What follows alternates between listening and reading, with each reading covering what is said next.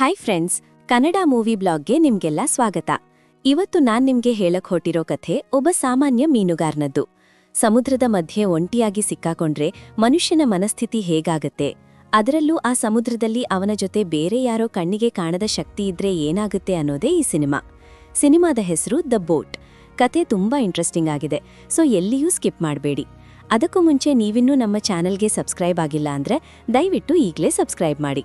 ಬನ್ನಿ ಕಥೆ ಶುರು ಮಾಡೋಣ. ನಮ್ಮ ಕಥೆಯ ನಾಯಕನ ಹೆಸರು ಜಾನ್. ಇವನೊಬ್ಬ ಮೀನುಗಾರ. ಪ್ರತಿದಿನದ ಹಾಗೆ ಅಂದು ಕೂಡ ಜಾನ್ ತನ್ನ ಪುಟ್ಟ ದೋಣಿಯನ್ನ ತಗೊಂಡು ಸಮುದ್ರದ ಮಧ್ಯೆ ಮೀನು ಹಿಡಿಯಕ್ಕೆ ಹೋಗ್ತಾನೆ. ಆದ್ರೆ ಆ ದಿನ ಏನೋ ವಿಚಿತ್ರ ಕಾದಿತ್ತು. ನೋಡ್ತಿದ್ದಂಗೆ ಹವಾಮಾನ ಬದಲಾಗುತ್ತೆ. ಸುತ್ತಲೂ ದಟ್ಟವಾದ ಮಂಜು ಆವರಿಸ್ಕೊಳ್ಳುತ್ತೆ. ಎಷ್ಟು ದಟ್ಟವಾದ ಮಂಜು ಅಂದ್ರೆ ಜಾನ್ಗೆ ತನ್ನ ಕೈ ಕೂಡ ಸರಿಯಾಗಿ ಕಾಣಿಸ್ತಿರಲ್ಲ. ಅಷ್ಟು ಕತ್ತಲು ಮತ್ತು ಮಂಜು ಆವರಿಸುತ್ತೆ. ಪಾಪ ಜಾನ್ ಸಮುದ್ರದಲ್ಲಿ ದಾರಿ ತಪ್ಪಿಬಿಡ್ತಾನೆ. ಹೀಗೆ ದಾರಿ ಕಾಣದೆ ಅಲೆದಾಡ್ತಿರುವಾಗ ಅವನಿಗೆ ಮಂಜಿನ ನಡುವೆ ಒಂದು ದೋಣಿ ಕಾಣಿಸ್ತುತ್ತೆ. ಅದು ಯಾವುದೋ ದೊಡ್ಡ ಆದ್ರೆ ಪಾಳು ಬಿದ್ದ ದೋಣಿಯ ತರ ಕಾಣಿಸ್ತುತ್ತೆ. ಇಷ್ಟು ನಡು ಸಮುದ್ರದಲ್ಲಿ ಈ ದೋಣಿ ಸುಮ್ಮನೆ ನಿಂತಿರೋದನ್ನ ನೋಡಿ ಜಾನ್ಗೆ ಕುತೂಹಲವಾಗುತ್ತೆ. ಅವನು ತನ್ನ ಪುಟ್ಟ ದೋಣಿಯನ್ನ ಆ ದೊಡ್ಡ ದೋಣಿಯ ಪಕ್ಕ ತಗೊಂಡು ಹೋಗಿ ಅದಕ್ಕೆ ಗಟ್ಟಿಯಾಗಿ ಕಟ್ಟಿ ಒಳಗೇನಿದೆ ಅಂತ ನೋಡಕ್ ಹೋಗ್ತಾನೆ. ಜಾನ್ ಆ ದೋಣಿಯ ಒಳಗೆ ಕಾಲಿಟ್ಟ ತಕ್ಷಣ ಅವನಿಗೆ ಆಶ್ಚರ್ಯವಾಗತ್ತೆ. ಯಾಕಂದ್ರೆ ಆ ಇಡೀ ದೋಣಿ ಖಾಲಿಯಾಗಿರುತ್ತೆ. ಅಲ್ಲಿ ಮನುಷ್ಯರಲ್ಲಿ ಒಂದು ಸಣ್ಣ ಶಬ್ದ ಕೂಡ ಇರಲ್ಲ. ಒಂಥರ ಭಯಾನಕವಾದ ಮೌನ ಅಲ್ಲಿರುತ್ತೆ. ಆದ್ರೆ ವಿಚಿತ್ರ ಏನಪ್ಪಾ ಅಂದ್ರೆ ದೋಣಿಯ ಒಳಗಡೆ ಹೋದ್ರೆ ಅಲ್ಲಿ ಎಲ್ಲವೂ ನಾರ್ಮಲ್ ಆಗಿರುತ್ತೆ. ಊಟದ ಮೇಜಿನ ಮೇಲೆ ಫ್ರೆಶ್ ಆಗಿರೋ ಊಟ ಇರುತ್ತೆ. ಬಟ್ಟೆಗಳನ್ನ ನೀಟಾಗಿ ಮಡ್ಚಿಟ್ಟಿರ್ತಾರೆ. ಅಂದ್ರೆ ಸ್ವಲ್ಪ ಹೊತ್ತಿನ ಮುಂಚೆ ಯಾರೋ ಇಲ್ಲಿದ್ರು ಅನ್ನೋ ತರ ಎಲ್ಲಾ ಲಕ್ಷಣಗಳು ಇರ್ತವೆ. ಆದ್ರೆ ಅಲ್ಲಿ ನೋಡಿದ್ರೆ ಮನುಷ್ಯರೇ ಇರಲ್ಲ. ಜಾನ್ಗೆ ಇದು ಸರಿ ಕಾಣಲ್ಲ. ಸರಿ, ಈ ದೋಣಿಯ ಎಂಜಿನ್ ಆದ್ರೂ ಸ್ಟಾರ್ಟ್ ಆಗುತ್ತಾ ನೋಡೋಣ ಅಂತ ಟ್ರೈ ಮಾಡ್ತಾನೆ. ಆದ್ರೆ ಎಂಜಿನ್ ಕೆಟ್ಟೋಗಿರುತ್ತೆ, ಅದು ಸ್ಟಾರ್ಟ್ ಆಗಲ್ಲ. ಇಷ್ಟು ದೊಡ್ಡ ಸಮುದ್ರದಲ್ಲಿ ಒಂಟಿಯಾಗಿ ತೇಲ್ತಿರೋ ಈ ದೋಣಿಯನ್ನ ನೋಡಿ ಜಾನ್ಗೆ ಗಾಬರಿಯಾಗುತ್ತೆ. ಅವನು ತನ್ನ ಬೈನಾಕ್ಯುಲರ್ ದೂರ್ಬೀನ್ ತಗೊಂಡು ಸುತ್ತಲೂ ನೋಡ್ತಾನೆ, ಯಾರಾದ್ರೂ ಕಾಣಿಸ್ತಾರಾ ಅಂತ. ಆದ್ರೆ ಆ ದಟ್ಟವಾದ ಮಂಜುನಿಂದಾಗಿ ಅವನಿಗೆ ಏನೂ ಕಾಣಿಸಲ್ಲ. ನಿರಾಸನಾದ ಜಾನ್ ಕಂಟ್ರೋಲ್ ರೂಮ್ಗೆ ಹೋಗಿ ರೇಡಿಯೋ ಆನ್ ಮಾಡ್ತಾನೆ. ಯಾರಾದ್ರೂ ಸಹಾಯಕ್ಕೆ ಸಿಗ್ತಾರಾ ಅನ್ನೋ ಭರವಸೆಯಲ್ಲಿ, ನಾನು ಸಮುದ್ರದ ಮಧ್ಯ ಸಿಕ್ಕಾಕೊಂಡಿದ್ದೀನಿ, ದಯವಿಟ್ಟು ಯಾರಾದ್ರೂ ಇದ್ರೆ ಉತ್ತರಿಸಿ ಅಂತ ಸಂದೇಶ ಕಳಿಸ್ತಾನೆ. ಯಾರೂ ಉತ್ತರ ಕೊಡದೇ ಇದ್ದಾಗ, ಸರಿ ನನ್ನ ಪುಟ್ಟ ದೋಣಿಯಲ್ಲೇ ನಾನು ವಾಪಸ್ ಹೋಗ್ತೀನಿ ಅಂತ ನಿರ್ಧಾರ ಮಾಡಿ ಹೊರಗೆ ಬರ್ತಾನೆ. ಆದ್ರೆ ಫ್ರೆಂಡ್ಸ್, ಅವನು ಹೊರಗೆ ಬಂದು ನೋಡಿದಾಗ ಅವನ ಎದೆ ಚೆಲ್ಲನ್ನುತ್ತೆ.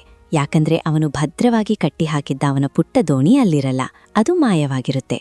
ಅಷ್ಟೇ ಅಲ್ಲ, ಇಷ್ಟು ಹೊತ್ತು ಆವರಿಸಿದ್ದ ದಟ್ಟವಾದ ಮಂಜು ಕೂಡ ದಿಢೀರಂತ ಮಾಯವಾಗಿ ಆಕಾಶ ಕ್ಲಿಯರ್ ಆಗಿರುತ್ತೆ. ಈಗ ಮಧ್ಯಾಹ್ನ ಆಗಿರುತ್ತೆ. ಜಾನ್ಗೆ ತಲೆ ಕೆಟ್ಟು ಹೋಗುತ್ತೆ. ಹವಾಮಾನ ಹೇಗೆ ಬದಲಾಯಿತು, ನನ್ನ ದೋಣಿ ಎಲ್ಲಿ ಹೋಯ್ತು ಅಂತ ಅವನಿಗ ಅರ್ಥನೇ ಆಗಲ್ಲ. ಈಗ ಅವನತ್ರ ಬೇರೆ ದಾರಿನೇ ಇಲ್ಲ. ಮನೆಗೆ ಹೋಗ್ಬೇಕು ಅಂದ್ರೆ ಈ ದೊಡ್ಡ ದೋಣಿಯನ್ನೇ ಬಳಸ್ಬೇಕು. ಹಾಗಾಗಿ ಅವನು ನಕ್ಷೆಗಳನ್ನ ಹುಡುಕಿ ತಾನು ಎಲ್ಲಿದ್ದೀನಿ ಅಂತ ತಿಳ್ಕೊಳ್ಳಕ್ಕೆ ಟ್ರೈ ಮಾಡ್ತಾನೆ. ಮುಖ್ಯವಾಗಿ ಆ ಕೆಟ್ಟೋಗಿರೋ ಎಂಜಿನ್ ಸರಿ ಮಾಡ್ಲೇಬೇಕಿತ್ತು. ಅವನು ಇಡೀ ಹಡಗನ್ನ ಜಾಲಾಡಿ ಟೂಲ್ ಬಾಕ್ಸ್ ಹುಡುಕಿ ಬೆವರು ಸುರಿಸಿ ಕಷ್ಟಪಟ್ಟು ಎಂಜಿನ್ ರಿಪೇರ್ ಮಾಡ್ತಾನೆ. ಎಂಜಿನ್ ಸ್ಟಾರ್ಟ್ ಆದಾಗ ಅವನ ಜೀವಕ್ಕೆ ಜೀವ ಬರುತ್ತೆ. ದೋಣಿ ಮುಂದೆ ಸಾಗೋಕೆ ಶುರುವಾಗುತ್ತೆ, ದಿಕ್ಕು ಕೂಡ ಸಿಗುತ್ತೆ. ಆದ್ರೆ ಕಷ್ಟ ಇಲ್ಲಿಗೆ ಮುಗಿಯಲ್ಲ. ಜಾನ್ ಮತ್ತೆ ರೇಡಿಯೋ ಮೂಲಕ ಕಾಂಟ್ಯಾಕ್ಟ್ ಮಾಡಕ್ಕೆ ಟ್ರೈ ಮಾಡ್ತಾನೆ. ಆದ್ರೆ ಅಲ್ಲಿಂದ ಯಾವುದೇ ರೆಸ್ಪಾನ್ಸ್ ಬರಲ್ಲ.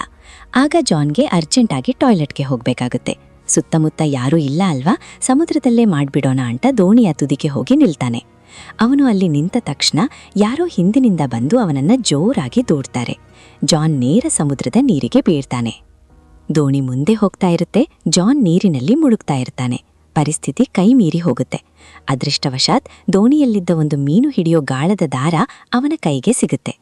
ನೀರಿನ ರಭಸಕ್ಕೆ ದೋಣಿಯನ್ನ ಹತ್ತೋದು ಅಸಾಧ್ಯವಾಗಿರುತ್ತೆ. ಆದರೂ ಜಾನ್ ಛಲ ಬಿಡದೆ ಆ ದಾರವನ್ನ ಎಳ್ಕೊಂಡು ಕಷ್ಟಪಟ್ಟು ಮತ್ತೆ ದೋಣಿಯ ಮೇಲೆ ಹತ್ತುತ್ತಾನೆ.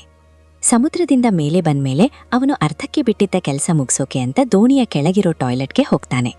ಅವನು ಬಾತ್ರೂಮ್ ಒಳಗೆ ಹೋದಿದ್ದೇ ತಡ ದಿಢೀರಂತ ಬಾಗಿಲು ಜೋರಾಗಿ ಬಂದಾಗುತ್ತೆ. ಮೊದಲು ಜಾನ್ ಇದು ಗಾಳಿಯಿಂದ ಆಗಿರಬೇಕು ಅಂತ ಅನ್ಕೋತಾನೆ. ಅದೇ ಬಾಗಿಲು ತೆರೆಯಕ್ ಹೋದಾಗ ಅವನಿಗೆ ಶಾಕ್ ಆಗುತ್ತೆ. ಬಾಗಿಲು ಹೊರಗಿನಿಂದ ಲಾಕ್ ಆಗಿರುತ್ತೆ. ಒಳಗಡೆ ಯಾರೂ ಇಲ್ಲದೆ ಬಾಗಿಲು ಹೇಗೆ ಲಾಕ್ ಆಯಿತು? ಜಾನ್ ಗಾಬರಿಯಿಂದ ಬಾಗಿಲು ಬಡಿಯಕ್ಕೆ ಶುರು ಮಾಡ್ತಾನೆ. ತನ್ನ ಜೇಬಿನಲ್ಲಿದ್ದ ನಾಣ್ಯವನ್ನ ತೆಗೆದು ಲಾಕ್ ಓಪನ್ ಮಾಡಕ್ಕೆ ಟ್ರೈ ಮಾಡ್ತಾನೆ. ಆದ್ರೆ ಅದು ಓಪನ್ ಆಗಲ್ಲ. ಈಗ ಜಾನ್ಗೆ ಕನ್ಫರ್ಮ್ ಆಗುತ್ತೆ, ಈ ದೋಣಿಯಲ್ಲಿ ತಾನು ಒಪ್ಪನೇ ಇಲ್ಲ. ಯಾವುದೋ ಕಣ್ಣಿಗೆ ಕಾಣದ ಶಕ್ತಿ ತನ್ನ ಜೊತೆ ಆಟ ಆಡ್ತಿದೆ. ಅವನು ಜೋರಾಗಿ ಕಿರುಚುತ್ತಾನೆ, ದಯವಿಟ್ಟು ಬಾಗಿಲು ತೆರೆಯಿರಿ, ನಾನು ಕಳ್ಳನಲ್ಲ, ಸುಮ್ಮನೆ ನೋಡಕ್ ಬಂದೆ ಅಂತ ಬೇಡ್ಕೋತಾನೆ. ಆದ್ರೆ ಯಾರೂ ಉತ್ತರ ಕೊಡಲ್ಲ. ಅವನಿಗೆ ಅಲ್ಲಿಂದ ತಪ್ಪಿಸ್ಕೊಳ್ಳಕ್ಕೆ ದಾರಿನೇ ಕಾಣಲ್ಲ. ಬಾತ್ರೂಮ್ ಪಕ್ಕದ ಕ್ಯಾಬಿನ್ಗೆ ಹೋದ್ರೆ ಅಲ್ಲಿ ನೆಲದ ಮೇಲೆ ರಕ್ತದ ಕಲೆಗಳನ್ನ ನೋಡ್ತಾನೆ. ಅವನ ಎದೆ ನಡಗುತ್ತೆ. ಅಲ್ಲಿ ಸಿಕ್ಕಿದ ಒಂದು ಕತ್ರಿಯನ್ನ ತೆಗೆದು ಮತ್ತೆ ಬಾಗಿಲು ಮೀಟಕ್ಕೆ ಟ್ರೈ ಮಾಡ್ತಾನೆ. ಆದ್ರೂ ಬಾಗಿಲು ತೆರೆಯಲ್ಲ. ಅಷ್ಟರಲ್ಲೇ ಇಡೀ ದೋಣಿ ಜೋರಾಗಿ ಅಲ್ಲಾಡಕ್ ಶುರುವಾಗುತ್ತೆ. ಏನಾಗ್ತಿದೆ ಅಂತ ನೋಡಕ್ಕೆ ಜಾನ್ ಬಾತ್ರೂಮ್ ಮೇಲಿರೋ ಒಂದು ಚಿಕ್ಕ ಕಿಟಕಿಯಿಂದ ಕಷ್ಟಪಟ್ಟು ತಲೆ ಹೊರಗೆ ಹಾಕಿ ನೋಡ್ತಾನೆ. ದೂರದಲ್ಲಿ ಒಂದು ಬೃಹತ್ ಕಾರ್ಗೋ ಶಿಪ್ ನೇರವಾಗಿ ಇವನ ದೋಣಿಯ ಕಡೆಗೆ ಬರ್ತಿರುತ್ತೆ. ದೋಣಿಯ ದಿಕ್ಕು ಆ ಶಿಪ್ಗೆ ಅಪ್ಪಳಿಸೋ ತರ ಇರುತ್ತೆ. ಆ ಶಿಪ್ ಏನಾದ್ರೂ ಬಂದು ಕೂತಿದ್ರೆ ದೋಣಿ ಪುಡಿ ಪುಡಿಯಾಗೋದು ಗ್ಯಾರಂಟಿ. ಜಾನ್ಗೆ ಪ್ರಾಣದ ಭಯ ಶುರುವಾಗುತ್ತೆ. ತನ್ನ ಹತ್ರ ಸಿಗ್ನಲ್ ಕೊಡಕ್ಕೆ ಏನೂ ಇಲ್ಲ ಅಂತ ಗೊತ್ತಾಗಿ ತಾನು ಹಾಕಿದ್ದ ಶರ್ಟ್ ಬಿಚ್ಚಿ ಆ ಕಿಟಕಿಯಿಂದ ಹೊರಗೆ ಹಾಕಿ ಜೋರಾಗಿ ಅಲ್ಲಾಡಿಸ್ತಾನೆ. ಆ ದೊಡ್ಡ ಹಡಗಿನಲ್ಲಿರೋರು ಯಾರಾದ್ರೂ ನೋಡ್ಲಿ ಅಂತ ಕಿರುಚುತ್ತಾನೆ. ಆದ್ರೆ ಯಾರಿಗೂ ಇವನು ಕಾಣಿಸಲ್ಲ.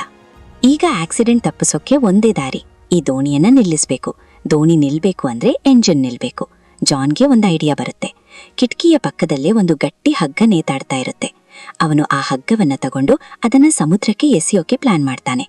ಆಗ ಅದು ಹೋಗಿ ಎಂಜಿನ್ ಫ್ಯಾನ್ಗೆ ಸಿಕ್ಕಾಕೊಂಡ್ರೆ ದೋಣಿ ನಿಲ್ಲುತ್ತೆ ಅಂತ. ಅವನು ಹಗ್ಗವನ್ನ ಹೊರಗೆ ಎಸಿತಾನೆ.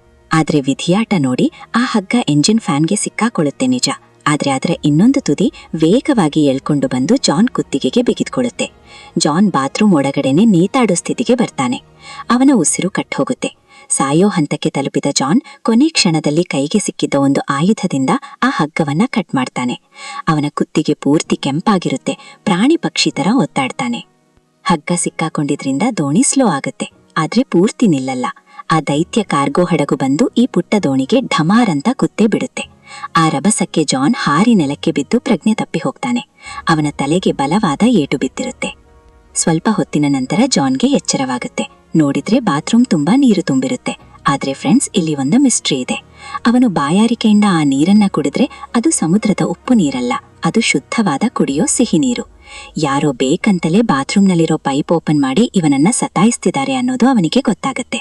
ಅವನು ಮತ್ತೆ ಬೇಡ್ಕೋತಾನೆ, ದಯವಿಟ್ಟು ನನ್ನನ್ನ ಬಿಟ್ಬಿಡಿ ಅಂತ. ಆದ್ರೆ ನೋ ರೆಸ್ಪಾನ್ಸ್. ಸ್ವಲ್ಪ ಹೊತ್ತಲ್ಲೇ ಆ ಸಿಹಿ ನೀರು ಖಾಲಿಯಾಗಿ ನಲ್ಲಿಯಿಂದ ಉಪ್ಪು ನೀರು ಬರಕ್ಕೆ ಶುರುವಾಗುತ್ತೆ. ಜಾನ್ಗೆ ತಕ್ಷಣ ಅರ್ಥವಾಗುತ್ತೆ, ಆ ಹಡಗು ಗುದ್ದಿದ್ದ ರಭಸಕ್ಕೆ ದೋಣಿಯಲ್ಲೆಲ್ಲೋ ತೂತಾಗಿ ಸಮುದ್ರದ ನೀರು ಒಳಗೆ ಬರ್ತಿದೆ ಅಂತ. ಅಂದ್ರೆ ದೋಣಿ ಮುಳುಗ್ತಿದೆ. ಈಗ ಹೊರಗೆ ಹೋಗ್ಲಿಲ್ಲ ಅಂದ್ರೆ ಸಾವು ಖಚಿತ. ಅವನು ಬಾಗಿಲು ತೆರೆಯಕ್ಕೆ ಇನ್ನಿಲ್ಲದ ಪ್ರಯತ್ನ ಮಾಡ್ತಾನೆ. ಆದ್ರೆ ಅದು ಲಾಕ್ ಆಗೇ ಇರುತ್ತೆ. ರಾತ್ರಿ ಆಗತ್ತೆ. ಹೊರಗಡೆ ಭೀಕರ ಬಿರುಗಾಳಿ ಶುರುವಾಗುತ್ತೆ. ದೋಣಿ ಅತ್ತಿಂದಿತ್ತ ಜೋರಾಗಿ ಅಲುಗಾಡ್ತಿದೆ. ನೀರು ನಿಧಾನವಾಗಿ ಜಾನ್ ಕುತ್ತಿಗೆಯವರೆಗೂ ಬರುತ್ತೆ. ಜಾನ್ಗೆ ಇನ್ನೇನು ನಾನು ಸತ್ತೆ ಅಂತ ಅನ್ಸೋವಾಗ್ಲೇ ದಿಢೀರಂತ ಒಂದು ಸದ್ದು ಕೇಳುತ್ತೆ. ಕ್ಲಿಕ್ ಅನ್ನೋ ಶಬ್ದದ ಜೊತೆ ಬಾಗಿಲಿನ ಲಾಕ್ ಓಪನ್ ಆಗುತ್ತೆ. ನೀರಿನ ಫೋರ್ಸ್ಗೆ ಬಾಗಿಲು ಒಡೆದು ಬೀಳುತ್ತೆ. ಜಾನ್ ಹೇಗೋ ಮಾಡಿ ಹೊರಗೆ ಬರ್ತಾನೆ. ಹೊರಗೆ ಬಂದು ಉಸಿರಾಡಿದ ಮೇಲೆ ಅವನಿಗೆ ಅನ್ಸುತ್ತೆ, ಈ ದೋಣಿಯಲ್ಲಿರೋ ಶಕ್ತಿ ಅವನನ್ನ ಕೊಲ್ಲಕ್ಕೆ ನೋಡ್ತಿಲ್ಲ, ಬದಲಿಗೆ ಅವನನ್ನ ಚಿತ್ರಹಿಂಸೆ ಕೊಟ್ಟು ಸತಾಯಿಸ್ತಿದೆ ಅಂತ. ದೋಣಿ ಮುಳುಗ್ತಾ ಇರೋದ್ರಿಂದ ಅವನು ಇಲ್ಲೇ ಇದ್ರ ಅಪಾಯ ಅಂತ ನಿರ್ಧಾರ ಮಾಡ್ತಾನೆ. ದೋಣಿಯಲ್ಲಿದ್ದ ಏರ್ ಬ್ಯಾಗ್ಗಳನ್ನ ಮತ್ತು ಮುರಿದು ಬಿದ್ದ ಬಾಗಿಲನ್ನ ಬಳಸಿ ಒಂದು ಪುಟ್ಟ ತೆಪ್ಪ ರಾಫ್ಟ್ ರೆಡಿ ಮಾಡ್ತಾನೆ. ಬದುಕೋಕೆ ಬೇಕಾದ ಊಟ, ನೀರು ಎಲ್ಲವನ್ನೂ ಪ್ಯಾಕ್ ಮಾಡ್ಕೋತಾನೆ. ಆ ದೈತ್ಯದ ದೋಣಿಗೆ ಗುಡ್ ಬೈ ಹೇಳಿ ಅವನು ಸಮುದ್ರಕ್ಕೆ ಇಳಿತಾನೆ. ತನ್ನ ಕೈಯಿಂದಲೇ ರಾಫ್ಟ್ ನಡೆಸ್ಕೊಂಡು ದೂರ ಹೋಗ್ತಾನೆ. ಆದ್ರೆ ಎಷ್ಟೇ ದೂರ ಹೋದ್ರೂ ಆ ದೋಣಿ ಮಾತ್ರ ಮುಳುಗೋದೇ ಇಲ್ಲ. ಅದು ಅಲ್ಲಿಯೇ ಇರುತ್ತೆ. ಗಂಟೆಗಳೇ ಕಳೆದ್ರೂ ಆ ದೋಣಿ ಮುಳುಗದೆ ಇರೋದನ್ನ ನೋಡಿ ಜಾನ್ಗೆ ಒಂದು ಐಡಿಯಾ ಬರುತ್ತೆ. ಈ ಪುಟ್ಟ ತೆಪ್ಪದಲ್ಲಿ ಹೋಗೋದ್ರ ಬದಲು ಆ ದೊಡ್ಡ ದೋಣಿಯನ್ನೇ ರಿಪೇರ್ ಮಾಡಿದ್ರೆ ಹೇಗೆ? ಅವನು ಧೈರ್ಯ ಮಾಡಿ ಮತ್ತೆ ಆ ದೈತ್ಯದ ದೋಣಿಗೆ ವಾಪಸ್ ಹೋಗ್ತಾನೆ. ಒಳಗೆ ಎಲ್ಲಿ ನೀರು ಬರ್ತಿದೆ ಅಂತ ಹುಡುಕಿ ಆ ತೂತನ್ನ ಮುಚ್ಚುತ್ತಾನೆ.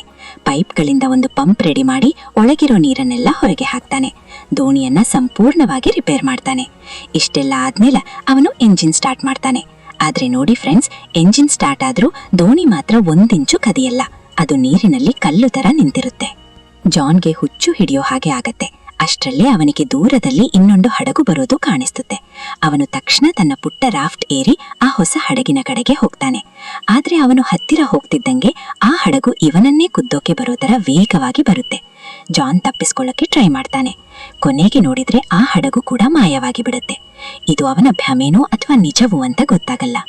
ಸಮುದ್ರದ ಚಳಿ ತಡ್ಕೊಳ್ಳಕ್ಕೆ ಆಗದೆ ವಿಧಿ ಇಲ್ಲದೆ ಜಾನ್ ಮತ್ತೆ ಆ ಹಳೆಯ ದೈತ್ಯದ ದೋಣಿಗೆ ವಾಪಸ್ ಬರ್ತಾನೆ. ಜ್ವರ ಬಂದು ನಡುಗುತ್ತಾ ದೋಣಿಯ ಒಂದು ಮೂಲೆಯಲ್ಲಿ ಮಲಗ್ತಾನೆ.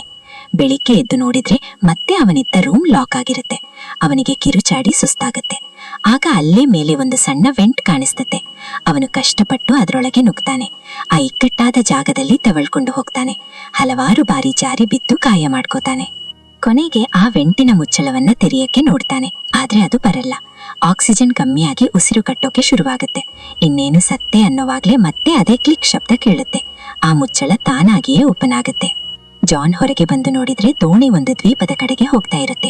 ಅಬ್ಬಾ, ಕೊನೆಗೂ ಬದುಕುಳಿದೆ ಅಂತೆ ಜಾನ್ ಖುಷಿ ಪಡ್ತಾನೆ. ದೋಣಿ ದಡ ಸೇರಿದ ತಕ್ಷಣ ಅವನು ಇಳಿದು ಓಡ್ತಾನೆ. ಈ ನರಕ ಯಾತನೆಗೆ ಕಾರಣರಾದವರು ಯಾರಾದ್ರೂ ಇಲ್ಲಿ ಸಿಗ್ತಾರಾ ಅಂತ ಕೋಪದಲ್ಲಿ ಹುಡುಕ್ತಾನೆ. ಆದ್ರೆ ಆ ದ್ವೀಪ ಸಂಪೂರ್ಣವಾಗಿ ನಿರ್ಜನವಾಗಿರುತ್ತೆ. ಅಲ್ಲಿ ಮನುಷ್ಯರ ಸುಳಿವೇ ಇರಲ್ಲ. ಜಾನ್ ದ್ವೀಪದಲ್ಲಿ ಅಲೆದಾಡಿ ವಾಪಸ್ ಸಮುದ್ರದ ಕಡೆ ನೋಡಿದ್ರೆ ಅವನನ್ನ ಕರೆತಂದ ಆ ನಿಗೂಢ ದೋಣಿ ತಾನಾಗಿಯೇ ಸಮುದ್ರದ ಕಡೆಗೆ ಹೋಗ್ತಾ ಇರುತ್ತೆ. ಇನ್ನೊಂದು ಬೇಟೆಯನ್ನ ಹುಡುಕೊಂಡು ಹೋಗ್ತಿರೋ ತರ ಅದು ಮಾಯವಾಗುತ್ತೆ. ಜಾನ್ಗೆ ಈಗ ಕನ್ಫರ್ಮ್ ಆಗುತ್ತೆ ಇದೆಲ್ಲ ಯಾವುದೋ ಕೆಟ್ಟ ಶಕ್ತಿಯ ಕೆಲಸ ಅಂತ. ಆದ್ರೆ ಫ್ರೆಂಡ್ಸ್, ಸಿನಿಮಾದ ನಿಜವಾದ ಟ್ವಿಸ್ಟ್ ಇರೋದೇ ಕ್ಲೈಮ್ಯಾಕ್ಸ್ನಲ್ಲಿ. ಜಾನ್ ಆ ದ್ವೀಪವನ್ನ ದಾಟಿ ಇನ್ನೊಂದು ಬದಿಗೆ ಹೋಗ್ತಾನೆ. ಅಲ್ಲಿ ಅವನು ಕಂಡ ದೃಶ್ಯ ನೋಡಿ ಅವನ ತಲೆ ತಿರುಗಿ ಹೋಗುತ್ತೆ. ಯಾಕಂದ್ರೆ ಅವನು ಎಲ್ಲಿಂದ ತನ್ನ ಜರ್ನಿ ಶುರು ಮಾಡಿದ್ನೋ ಅದೇ ಜಾಗಕ್ಕೆ ಅವನು ಬಂದು ನಿಂತಿರ್ತಾನೆ. ಅಲ್ಲಿ ಅವನ ಹಳೆಯ ಒರಿಜಿನಲ್ ಪುಟ್ಟ ದೋಣಿ ಇನ್ನೂ ಅಲ್ಲೇ